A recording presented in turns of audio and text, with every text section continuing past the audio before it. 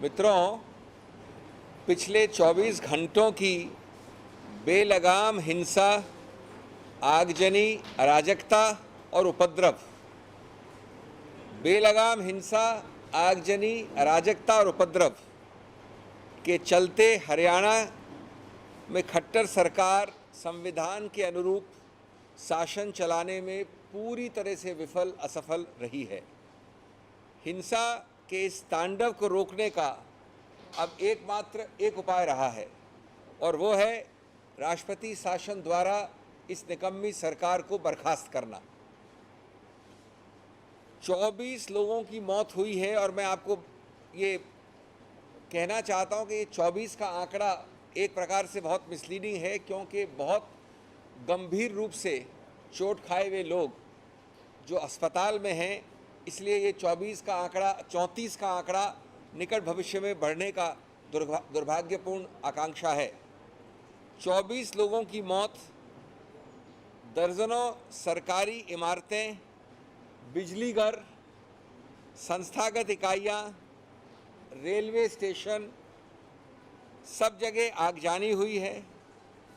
400 से अधिक सरकारी या निजी वाहनों पर आग लगाई गई है। 15 से अधिक शहरों में ज़बरदस्त हिंसा तथा कर्फ्यू है। ये सब मैं बड़े स्पष्ट रूप से सीधे निकम्मी, नकारा व पंगु भाजपा सरकार को जिम्मेदार मानता हूं और जिम्मेदार करता हूं। बिना किसी देरी के हरियाणा की बीजेपी सरकार को खारिज करके राष्ट्रपति शासन की मांग मैं आपके समक्ष करता हूं। मित्रों, सच्चाई ये है कि लाशों की ढेर पर ओछी राजनीति खेली जा रही है और इस ओछी राजनीति का ये तीसरा उदाहरण है। हर बार हरियाणा की भाजपा सरकार संविधान और कानून के अनुरूप शासन करने में पूर्णतया विफल रही है। मैं आपको तीनों उदाहरण विस्तार से बताना चाहता हूं। संक्षेप में मैंने कल आपके समक्ष रखे थे। नवंबर 2014 में रामपाल डेरा विवाद में इसी प्रकार से भाजपा सरकार बिल्कुल लाचार, एक लचर नीति के अंतर्गत लाचार दिखती थी और कम से कम 6 मृत्युएं हुई थी, 5 महिलाओं की, 1 बच्चे की। 4 दिन तक प्रदेश में हिंसा का नंगा नाच देखा गया था। ये 2014 की आपको मैं विवरण कर रहा हूँ। हमारी संस्थागत स्मृति कई बार कमज़ोर हो जाती है, इसलिए आवश्यक है ये जानना। दूसरी बार फरवरी 2016 में, यानी पिछले वर्ष, एक षड्यंत्र के तहत पूरे हरियाणा प्रदेश में आरक्षण के विषय में हिंसा की पूरी आग लगा दी गई थी। 10 दिन तक सरकार और कानून नाम की कोई चीज़ प्रदेश में नज़र नहीं आई थी। उपद्रवियों ने मनमाने तरीके से सरकार और निजी सभी संपत्ति लूटी और उस पर आग लगाई थी। ये आपको फरवरी 2016 का विवरण है। 32 लोगों की जानें गई थी, 32, और 25,000 करोड़ से अधिक नुकसान हुआ था। और अब तीसरी बार मात्र 24 घंटे निकले हैं और जो आंकड़ा है वो 34 है। नकारापन है, निकम्मापन है इस कमज़ोर सरकार का। कितने हज़ार करोड़ की संपत्ति का नुकसान हुआ है उसका अनुमान लगाना इस वक्त बिल्कुल असंभव है। लेकिन ये अवहेलना, ये असफलता, ये विफलता हरियाणा सरकार तक नहीं रुकती। वहाँ तो निश्चित रूप से सरकार बर्खास्त होनी चाहिए, लेकिन ये असफलता है सीधी केंद्र सरकार की। ऐसे दुर्भाग्यपूर्ण दृश्य एक हफ्ते के नोटिस के साथ नहीं आते हैं। कम से कम 1 हफ्ते का नोटिस था और अपनी जिम्मेवारी केंद्र सरकार ने क्या निभाई है। बार बार केंद्र सरकार के द्वारा न तो इंटेलिजेंस इनपुट समय पे दिए जाते हैं, ये काम होता है एंटीसिपेशन का, पूर्वानुमान का। इंटेलिजेंस इनपुट कहाँ है वो, और न ही सशस्त्र बलों को स्थिति से निपटने के लिए तुरंत पूर्वानुमान के अनुसार पहले से उपलब्ध कराना होता है। सच्चाई ये है कि प्रधानमंत्री माननीय श्री मोदी जी अपने निकट मित्र श्री मनोहर लाल खट्टर की कुर्सी बचाने में रुचि ज़्यादा रखते हैं और माननीय गृह मंत्री एक मूक दर्शक की भूमिका निभा रहे हैं। भाजपा के नेता एक तरफ, मंत्री एक तरफ, कार्यकर्ता एक तरफ शांति बहाली नहीं लेकिन आपसी विरोधाभास से भरे वक्तव्य दे रहे हैं, एक दूसरे को कॉन्ट्रडिक्ट कर रहे हैं। ये सब इसलिए किया जा रहा है क्योंकि सस्ती, खतरनाक, भयानक राजनीति भी खेली जा रही है साथ साथ, और ये एक घिनौना चेहरा है जिसको हमारा उत्तरदायित्व है हम बार बार बेनकाब करें। मित्रों, हम ये मानते हैं कि अदालत का निर्णय सर्वोच्च है, सबके लिए सर्वमान्य है। कानून संगत और संविधान संगत निर्णय आपको पसंद हो या न हो, आप सहमत हो या न हो सहमत, उसका कार्य प्रक्रिया, अपील हो या किसी और प्रकार की चुनौती हो, वो अलग होती है। उसमें सम्मान का या उसको कार्यान्वित करने में दो राय नहीं हो सकती जब तक कि अपील के स्तर पे उसको बदला न जाए। भारतीय राष्ट्रीय कांग्रेस की ओर से हम शांति बनाए रखने की दोबारा अपील करते हैं। कल भी हमने विनम्र अनुरोध किया था और हम उम्मीद करते हैं कि हरियाणा में फौरन राष्ट्रपति शासन लागू करके केंद्र सरकार अपना राजधर्म निभाए और आम जनमानस की जान माल की सुरक्षा के लिए वे सभी उचित कदम उठाए जो उसको पहले ही ले लेने चाहिए थे, क्योंकि इसको कल की दुर्दशा नहीं मानिए। कम से कम 7 दिन का पूर्वानुमान और प्रायर नोटिस था। ये प्रधानमंत्री माननीय मोदी जी के इम्तिहान की घड़ी भी है कि वे अराजकता व हिंसा के साथ खड़े हैं या फिर कानून और संविधान के शासन की अनुपालना करने के साथ खड़े हैं। हम आशा और विश्वास करते हैं कि इन दोनों विकल्पों में किधर जाना है उसमें निर्णय करने में कोई दो राय नहीं हो सकती। मैं एक बात और कह के अपनी बात पे विराम दूंगा और वो महत्वपूर्ण है। देखिए, पिछले कुछ हफ्तों में सभी पड़ोसी प्रदेशों में क्या हालत है आप देख रहे हैं। यहाँ इतनी मृत्युएं हुई हैं आपके सामने 34 की एक दिन में, और मैं भयभीत हूँ उन आंकड़ों से जो अस्पतालों से बाद में आने वाले हैं। लेकिन पड़ोसी प्रदेश उत्तर प्रदेश में जो अब आपके समक्ष आपके चैनल्स में आ गया है, इतनी बड़ी मात्रा पे बच्चों की जो मृत्यु हुई, इंडस्ट्रियल ऑक्सीजन दिया गया। इंडस्ट्रियल ऑक्सीजन सुन के हम भयभीत हो जाते हैं। ये आपके चैनलों ने बड़ा प्रकाशित किया है। मेरी बात उसके विषय में नहीं है। रेलवे के अंतर्गत कितनी मृत्यु हुई है पिछले कुछ दिनों में। मेरा जो मूल बात है, क्या माननीय मोदी जी ने, प्रदेश मुख्यमंत्री योगी जी, प्रदेश मुख्यमंत्री खट्टर जी, रेलवे मंत्री के विरुद्ध तुरंत ठोस और एक मजबूत कदम उठाया है कि नहीं? जवाबदेही क्या है? तो ये जब तक, unless and until there is accountability, what you are seeing here in hardly a week or 10 days time or 2 weeks time are terrible, pitiable deaths galore. 34 deaths in Haryana is the figure of one day, and please don't let that mislead you, because I shudder to think of the figures of the very seriously injured, critically injured, lying in hospitals, and those figures will come tumbling out within today, tomorrow, day after. You are seeing a naked dance, an absolutely inexcusable dance of violence, of fire putting, of complete riot on the street. I am sorry to use the word for a proud democracy like India, virtual martial law like situation. And what is this virtual martial law like situation? It is unprecedented that this situation comes to you with a prior notice of 7 full days.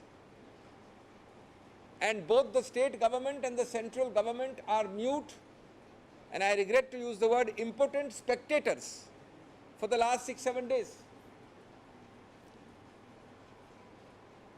I have no hesitation in putting the blame squarely, first and foremost, at the state government and the state chief minister's door, and equally at the central government and the prime minister's door. This is an inefficient, incompetent, ineffective state government Khattar Sarkar. It should have been removed a while ago. It must be removed immediately under President's rule. This goes without saying, and this is a bare minimum. It should happen even as we speak.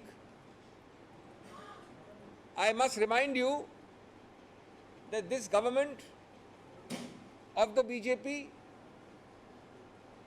has been unable to do any governance, leave aside good governance, to show any might and sovereign power of the state, because this, friends, is the third serious incident where impotence has been shown. I am reminding you, because our institutional memory is short, that in November 2014 there was the Rampal Dera issue, in which fortunately the numbers were fewer, but the same degree of inactivity, complicity and complete inefficiency was shown. More than 6 people died, 5 were ladies and 1 was a child. 4 days to 5 days there was a naked violent dance in that event also. Thereafter, a second time in February 2016, last year, in a clearly conspiratorial, self-serving, cheap, political sensationalism approach to reservation. I am using my words very consciously. In that reservation issue, the state was set aflame. At least 32 people died, this is last year, and silly excuses were given, but the same inefficiency, incompetence and ineffectiveness was displayed time and again. And now, in less than 24 hours, we have the misleading figure of 34, as I have already explained. Friends,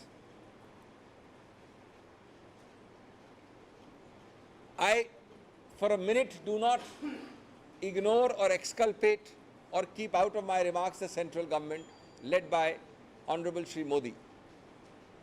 It is the central government's duty for the whole of India, but more so for a neighboring BJP-ruled state, to anticipate, to convey the best intelligence inputs, and simultaneously, at least from 6 days ago, to mobilize, not to talk, not to watch, but to mobilize paramilitary and military forces if necessary, because it is an insult to the sovereignty of India.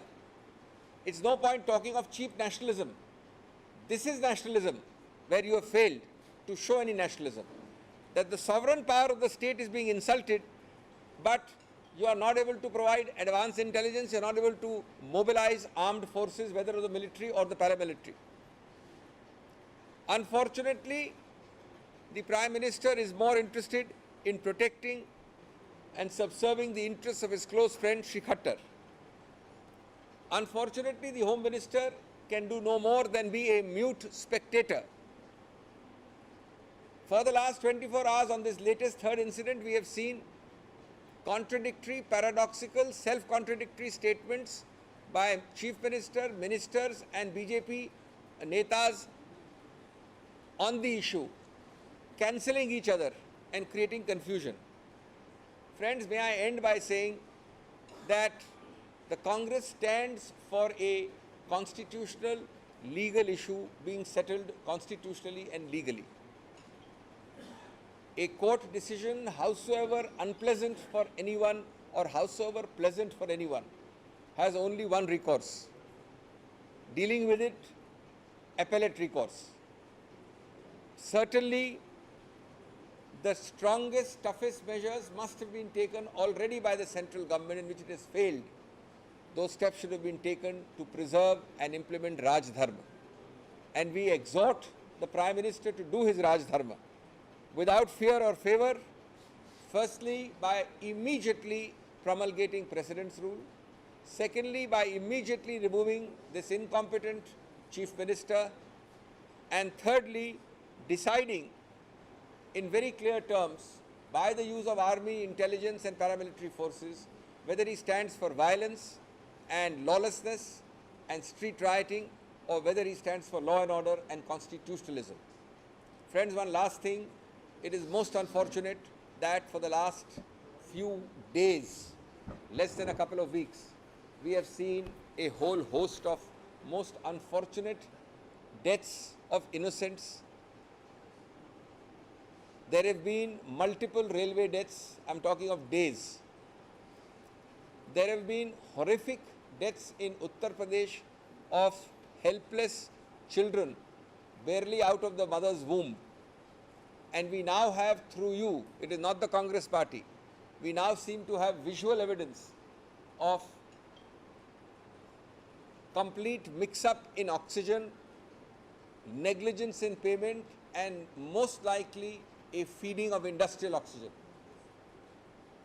And you now have the large deaths in 24 hours amounting to 34. If you add up, this is a horrific picture of India, both within and abroad. But that's not my point. My point is that for these three events alone in less than 10 days, has Mr. Modi shown resoluteness and strength? Has he shown his 56-inch chest to take coercive action? Which head has rolled? Which accountability has been spelled out before you? Has the Chief Minister of UP suffered anything apart from giving lectures and making cheap political comments? Has the Chief Minister of Haryana been dismissed? Has action been taken on the railway ministry? On the contrary, somebody has been put on hold. This is the true face, the hypocritical, double-faced face of the BJP, which seems to be running an incompetent, ineffective and completely nikamma government in several places at the same time without accountability and answerability.